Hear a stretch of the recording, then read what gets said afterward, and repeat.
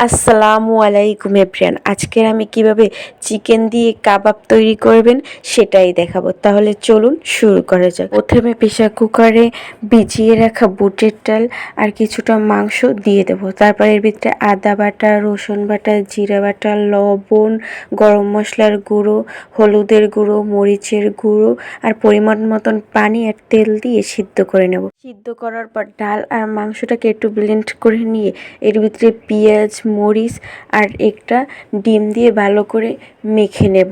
সব কিছু একসাথে মাখা হয়ে গেলে কাবাবের মতন শেপ দিয়ে নেব। তারপর একটা কড়াইতে পরিমাণ মতন তেল দিয়ে এই কাবাবগুলো দিয়ে দেব। লো হিটে কাবাবগুলো সুন্দর করে ভেজে নেব। দুই পিঠ সুন্দর করে ভেজে নিতে হবে। ভেজে তুলে নিলেই তৈরি হয়ে যাবে মজাদার চিকেন কাবাব। আপনারাও বাসায় এভাবে ট্রাই করতে পারেন, খেতে দারুণ হয়েছে। ধন্যবাদ সবাইকে।